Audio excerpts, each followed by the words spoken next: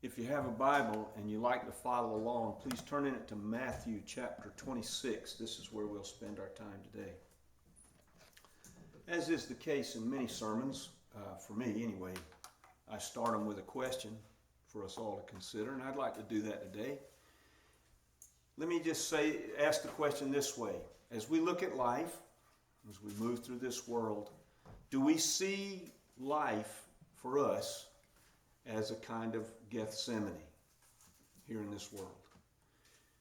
Is the Christian life to be just one of slogging through difficulty till the end and essentially finding silence from heaven?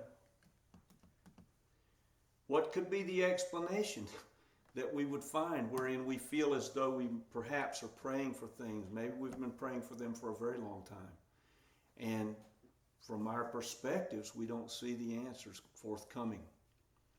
And I'm not saying this to you all as one who just wants to teach you something. I don't feel like I have anything beyond what I've been given to give away. I'm saying this because I'm one who sits right where you are. There are things about which I have prayed for many years, and God has seen fit, for one reason or another, as far as I can tell, to not answer those prayers in the way that I'm praying them. So what does that mean?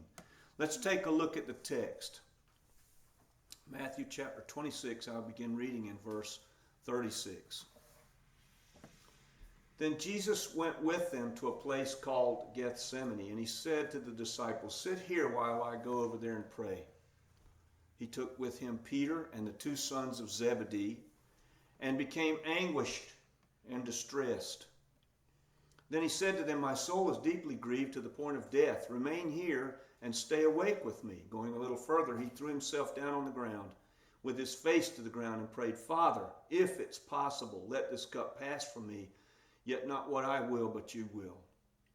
Then he came to the disciples and found them asleep once again, and he said to Peter, "You couldn't stay awake with me for just 1 hour? Stay awake and pray that you will not fall into temptation. The spirit is willing, but the flesh is weak." He went away a second time and prayed, "My Father, if this cup cannot be taken away from me unless I drink it, your will must be done." He came again and found them sleeping. They could not keep their eyes open. So leaving them again, Jesus went away and prayed for the third time, saying the same thing once again. He came to the disciples and said, "Are you still sleeping and taking your rest? Look, the hour is approaching. The Son of Man is being betrayed into the hand of sinners. Get up and let's go. My betrayer is approaching." So here we find Jesus, and there's a lot of revelation in this text, but I'm going to say this is one of those texts in my mind that God has seen fit to include in the Bible that makes a ton of sense, because this is one of those moments that we learn something, I think, about prayer that is so essential for us, and especially for those of sensitive constitution who find themselves anguished in prayer over certain things, and yet they come to a place in life where they say, "Wait a minute, Lord, what am I doing wrong that these prayers aren't being answered in the way that I would like to see them answered?" These are the last 3 days of Jesus' life on the earth that are being recorded here. And Jesus is going to be tried 6 different times in front of 5 different courts. That's very significant too. Annas, Caiaphas, the Sanhedrin, Pilate twice, and then Herod. And every one of these, with exception of the trial in front of Pilate, is illegal by Jewish law. All of them. Because they're at night. Jesus has no advocates. Nobody's there to say, "Here's what I think of Jesus of Nazareth." Only his opposition is there. So they're trying and retrying. All of this is illegal by Jewish law. And yet you say, well, why was this necessary? Well, if you read Isaiah chapter 53, first 12 verses, you see why it was necessary. God is working. There's something going on here that has to happen. It has to happen. And if it doesn't happen, then human salvation is an open question. The Son of Man, though, is here in this moment, as far as I can tell, asking his Father, God, for a dispensation. He's asking God. Now, I've read a lot of scholarship on this text. Not that that means anything, really, but I have. And the scholarship on this text is rather divided. Some look at it and say, well, Jesus is just praying here that nothing will impede him going to the cross. I think there's some merit to that, but it's not the way the text reads. The text reads differently. The text reads like somebody asking God, if there's another way, let's do that. And you'll notice something in the text. There's no direct answer recorded whatsoever. None. No place do you see, and God said, no place. But then the events transpire, right? Following this, with Jesus and the disciples, and the transpiring of those events must be God's will for these things in terms of how they happen. I mean, you think about it. The disciples never understood Jesus. They don't understand him now. They don't have a clue what Messiah is supposed to be other than what they've been taught, which is Messiah is supposed to be this conquering Son of Man who's going to come and he's going to sweep away the Roman yoke and we're going to be the navel of the world once again. That's what they believe. And yet, here's Jesus who's going to be crucified as a criminal, which in their minds is going to further eliminate him in being the Messiah. And yet, didn't Jesus ask Peter? He asked the disciples, he said, who do people say I am? Matthew chapter 16, Peter says, you are the Christ. You are the Messiah. That's the word there. The Son of the living God. And Jesus commends Peter for that. Says, flesh and blood didn't reveal this to you, but my Father who's in heaven. So he's saying, you're right. But they still don't understand what Messiah is supposed to be. And this episode with Peter in this moment where he whacks off Malchus's ear, the slave of the high priest, that's telling me something in this. And this is so critical, I think, for us to understand as followers of Jesus here in this world. These are natural events. These are just natural things that are happening. These aren't supernatural things from the perspective of the disciples. They're just responding to what's happening in front of them. Peter says, hey, I know what I'll do. I'll get rid of these guys. And he goes to swipe at him and misses, cuts his ear off, thinking he's doing a good thing. But you'll notice something about Jesus in all of this. He's voluntarily going through every bit of this. He just volunteers for it. At any point, Jesus could answer his own prayer in this whole process. He could answer his own prayer. Here's God incarnate. If there's another way, why, wouldn't he know? I think he would. And couldn't he choose it? I think he could. So here we've got the Passover lamb. Instead of being forced to the altar and held while their throat is cut, we've got the Passover lamb climbing onto the altar all by himself without anybody helping him at all. So what we're seeing here is a gigantic spiritual thing being immersed in natural events. All of the events that are transpiring. And that's the way it is for us. Most of the time we go through life, we work, we sleep, we take care of things in our homes, we take care of things as they come to us in the natural world, whatever those things are. And we live out our lives here and, if we're followers of Jesus, our callings in natural events. There's not this, as far as I can see, and I don't mean to be irreverent, but there's not this deep, deep, ethereal sort of supernatural condition that's always in front of us that tells us what we're supposed to be doing or how to react or any of that. We're left here in the natural world. We're making our way through this world just like the disciples were in these moments. Think about it from the standpoint of a parent. Parent's got a young girl who has an eating disorder. Right? You know what that is? That's what killed Karen Carpenter. Mm-hmm. So what do? Let's say it's a believing family. What do? They go to the girl and talk to her. They try to talk her into something better. That doesn't work. What do they do next? They take her to the doctor. That doesn't work. What do they do next? They take her to a psychologist or a psychiatrist to try to help her in some way. What is the thing that they don't necessarily do right away? They don't pray over her right away.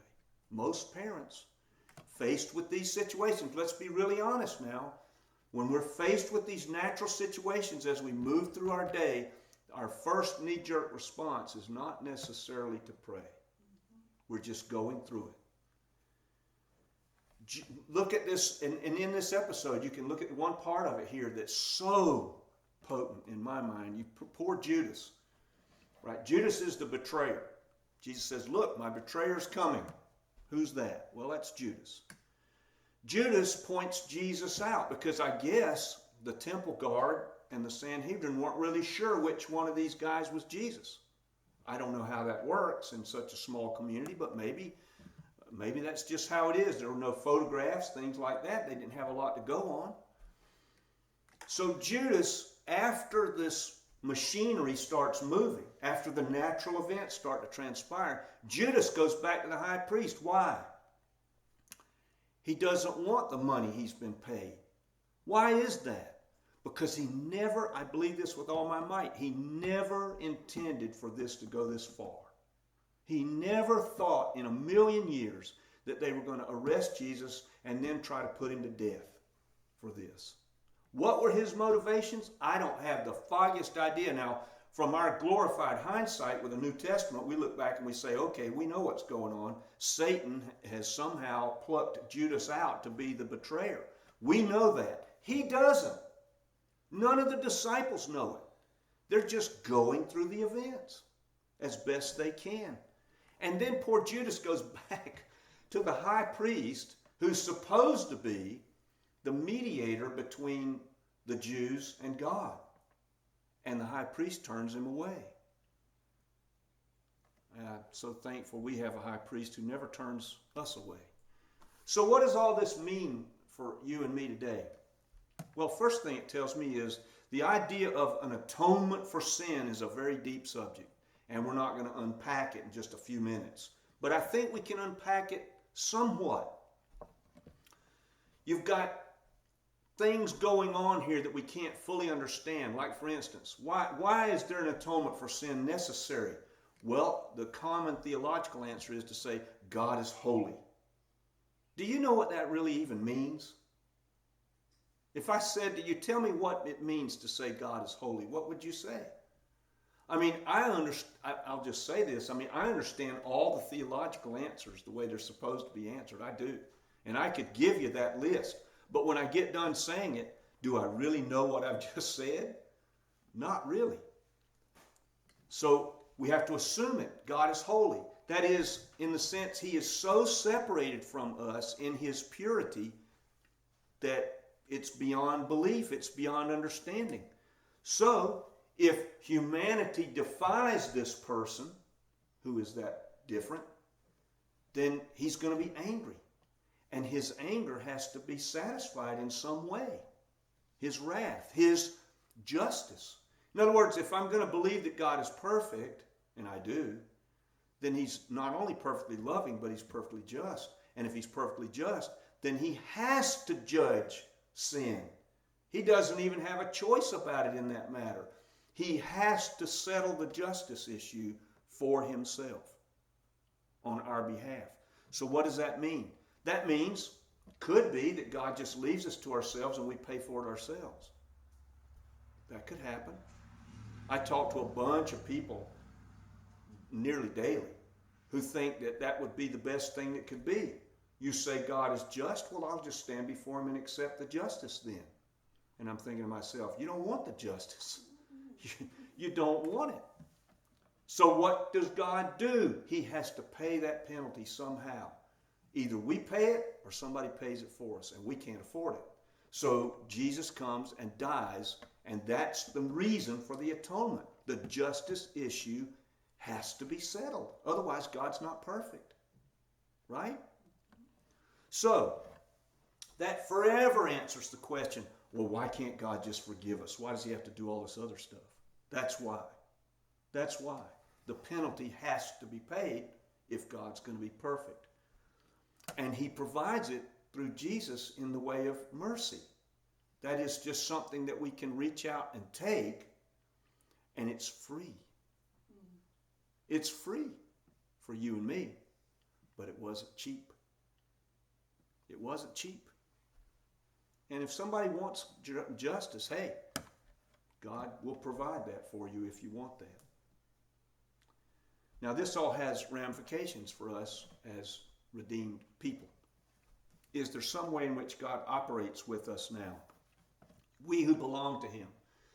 Yes, the Bible tells us that we're thrust into a battleground that we can't see.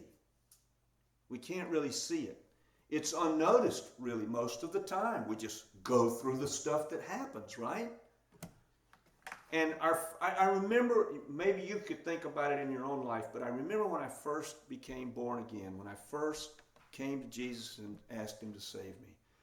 The sky was bluer, the breeze was nicer, the grass was greener, problems were solved, at least in my mind. And when I prayed, it was like awesome. It was just suddenly I've got this experience of God's presence in a way that I've never known before because I've never known it. And it's just wonderful. But then a few years go by as a believer, and the story becomes a little different for me and for anybody who's been a believer for a while. Psalm 40 says this, "O Lord, do not withhold your compassion from me. May your loyal love and faithfulness continually protect me." Why do you think he's praying that? Because it's something he's needing. He needs it. The natural events are coming, and he thinks, you know what? I need to ask God for something here because the natural events just keep coming. David has a maturity where he's come to the place where he can live in God's silence to him. That is why we ask. I'll say it for me. That's why I ask God things, is because most of the time he's silent. Most of the time. So the question then becomes, and I don't mean this to be irreverent either, does God forsake those who are closest to him? That's a good question. You know, Mother Teresa of Calcutta, she said this straight out in her memoirs. I never felt God's love. Think about that. I mean, if anybody, it's kind of like the Apostle Paul. You know, it's a person who is so devoted that they're spending themselves, literally in that sense of the word spending time, they're spending themselves on behalf of others. Why? Because they feel called by God to do it. And yet, they don't feel God's love at all. We're never forsaken. The Bible tells us that. But sometimes we're allowed to walk for a long time unattended. Don't we raise children to do that? I mean, you see a little child, you know how they, when they're first learning to walk, they put their hands up and they kind of like that, you know, real unsteady on their feet, little stubby feet, and legs aren't quite straight. And we don't expect them at 25 years old to walk like that on and on. We expect them to stand up unattended on their own without a whole lot of fear that they're not going to be able to. And as a matter of fact, we raise them to get out, right? Make your own way in the world. They begin their life totally dependent, but the work that we do is to make them independent. C.S. Lewis says it this way, and I love this. He says, people like you and me, that's all of us, right? If our prayers are sometimes granted beyond all hope and probability, which it is amazing when God answers a prayer, isn't it? We'd better not draw a hasty conclusion to our own advantage. If we were stronger, we might be less tenderly treated. If we were braver, we might be sent with far less of God's help to a far more desperate post in the battle. I think that's true. And you know where that comes from, that text? From Lewis? That's his commentary on the passage we're reading today. Now, I'm not saying C.S. Lewis is the Bible, and I'm not saying he's got a straight line to God, but that makes a ton of sense to me. You see, God is building every one of us in this room and everybody who calls his name into who he sees us to be, not who we are. He's building us into who he sees us to be. And that is not always an easy or pleasant process. Think about it. I mean, just think commonsensically for a second. If people got born again, and the minute they got born again, God made them healthy and rich, who wouldn't sign up for that? Right? Who would be fool enough to say, it doesn't look like a good deal? But you see, Satan, God's enemy, is going to use the random, what seem to be random things in front of us as we encounter them to do what? To infuse doubt. That's what they're there for, is to make us think, oh, have you ever heard this one? God's not listening to you. Look at what you've done. You ever heard that one? Oh, I've heard that one. Where do you think that comes from? Doesn't come from him. Doesn't come from the Lord. So you and I can choose. We can choose to grow. We can choose to bring all the doubt and all the pain and all the difficulty and every bit of it and our lack of understanding as to why any of it's happening to God. We can do that, and he will always listen to us. And he may not give us the reasons why, but he'll always comfort us in the midst of whatever it is we're going through. Always. I have never in my life known it that God didn't provide some measure of comfort right where I was, no matter what I was facing. Maybe you have. We could talk later. But I don't know of any instance in my life where I've not prayed to God and brought the pain to him, whatever it was, and not found comfort. I remember I was talking to a guy. This is the most amazing moment in my life. Well, not the most. One of the most amazing moments in my life. Getting married was a big deal. Having a son was a big deal. So not the most amazing, but pretty amazing. I was living in Newport News, Virginia. I had formerly, 3 years prior, lived in Maryland. I was working on a bridge project. I spent 2 years traveling with a Christian band. That band disbanded, and I went back to work for the same company in another state. And I was walking to the convenience store that was a little way from my apartment, and this van pulls up. And there's this guy in there that I really don't recognize. I don't know who this is. Why is he pulling up next to me?